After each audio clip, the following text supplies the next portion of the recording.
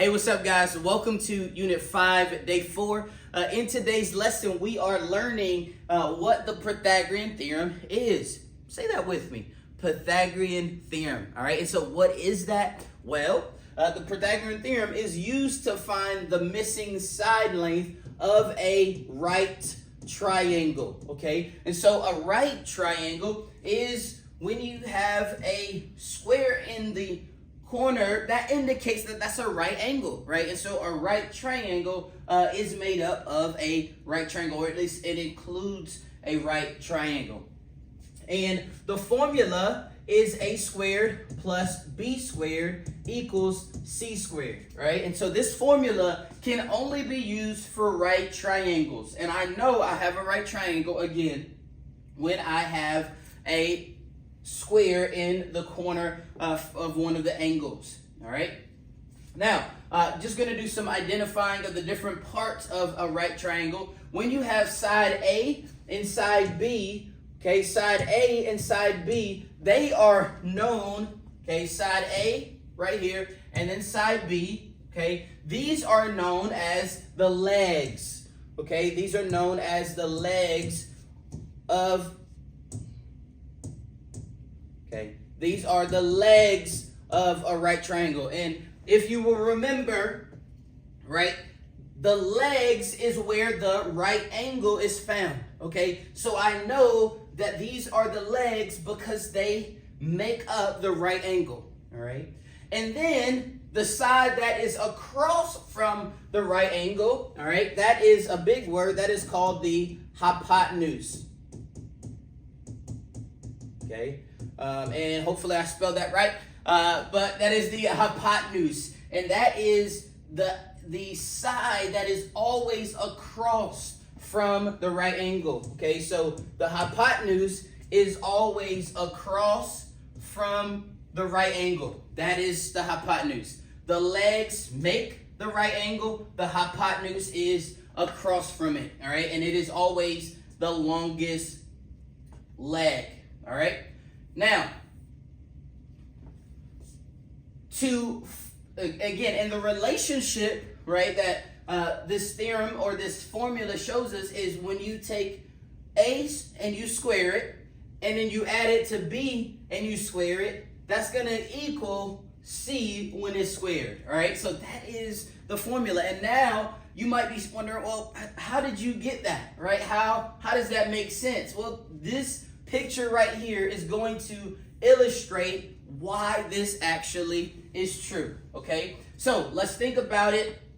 First, I'm just thinking about in terms of the triangle itself, all right? So I am looking at this right triangle, okay? And I know this problem tells me that this is 3, this side is 4, and this side is 5, okay?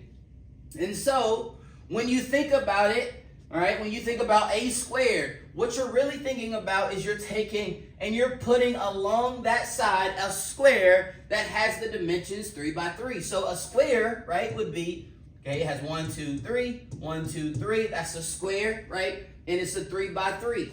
And so if I find the area of that square, 3 times 3, which is 3 squared, right? 3 times 3 and that's going to give me 9, right? So this equals 2 squared equals 9, right? You see this square, and it is illustrated by the blocks there, all right? Imagine I did the same thing along the other leg, right? I have 4, and I'm creating, again, 4 squared, right? If I take 4 and I multiply it times 4, right? That's the same thing as 4 squared, and that would give me 16. All right, so you have a square along this leg would be 16. And then if you take the hypotenuse, which is 5, and you put a square along it, right, that's going to be 5 times 5, and that's going to give me 25, right?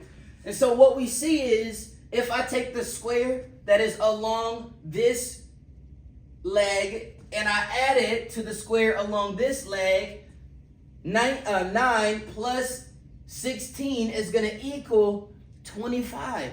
All right, and so this sort of illustrates why this is actually true. So again, the Pythagorean theorem is saying, okay, if you put a square along one leg, a square along another, when you square that leg, you square that leg, that's going to equal the hypotenuse, all right? And so that is how you determine it. And I do see that I did spell hypotenuse wrong up here. Sorry, guys. Or did I? Yeah, I did. But no H. E-N-S. E-N-U-S, rather. Hypotenuse. All right. So now let's just talk about how to actually use the Pythagorean theorem. All right. So let's look at this first sort of example. It says, given a right triangle, you have A equals 3, you have side B equals 4. What is the measurement of side C? Rounded to the nearest 100. All right. Determine whether you are missing the short side or the long side. All right. So again, A and B, right? If you will remember, looking at our notes, that always makes the right angle. All right. If we're looking for side C, C is always the longer side. Okay. And so we are missing the long side. The long side, or the longer side, is what's missing, all right? And then we're going to substitute our information given. So we know that A equals 3, so we have 3 squared plus B is, and then we're looking for C squared, right? And so these numbers actually line up with the example that I just showed you, right? But if I was going to try to solve and figure out what C was, okay, what I would do is okay, 3 squared is 9, 4 squared is 16, and that's going to equal C squared. So now I got 9 plus 16, and that's 25, okay, and then C squared. Now, we've been solving equations over the last several lessons, and to solve, again, we would do the inverse operation, okay? So if we were adding, we'd subtract. When we were multiplying, we divide. Well, the inverse operation to get rid of that square, the inverse of that would then be what is called the square root, right? So to undo the square, we have to do the square root.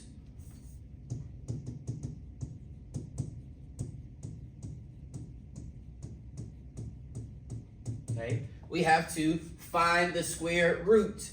All right, and actually I'm gonna just put this. So to find the square root, we're going to, okay, that's what we would do to both sides. And when we do that, the square root of C squared is just gonna give us C, and then the square root of 25 is going to give us 5. And so that would be the hypotenuse of that right triangle, okay? And so in a little bit, you're going to be doing some examples, but when you have, again, 2 of the sides, you square both of them, you add them together, and then you take the square root, all right?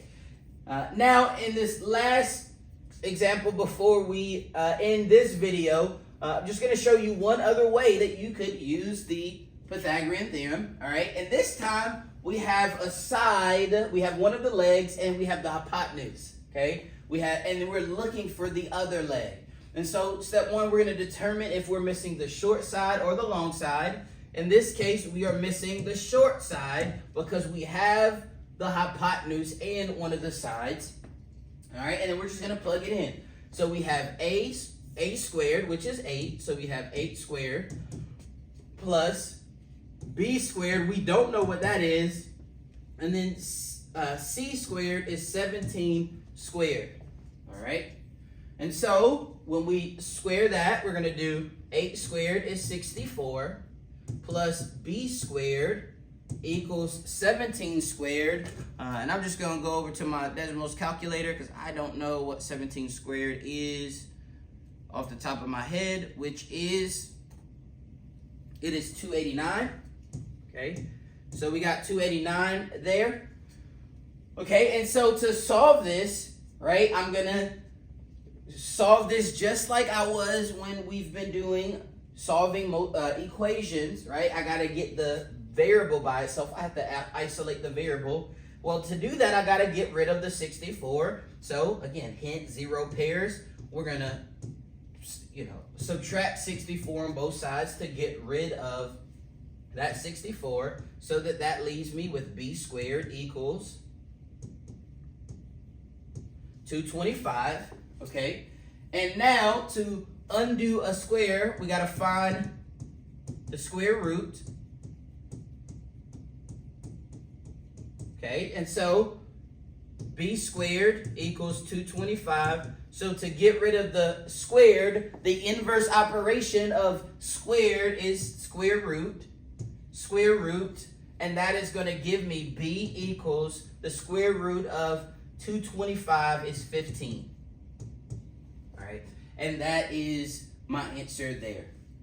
All right, and so guys, in this lesson, we have learned what the Pythagorean theorem is and how to apply it. And so didn't give you any examples for you to do on your own. And so in the next activity, you are going to be using this information and beginning to apply it with some examples. All right. Hey, make sure you like it. Make sure you subscribe it. Hey, and give us some feedback. What did you not understand? What did you understand? Comment. Let us know how we can further help. Peace.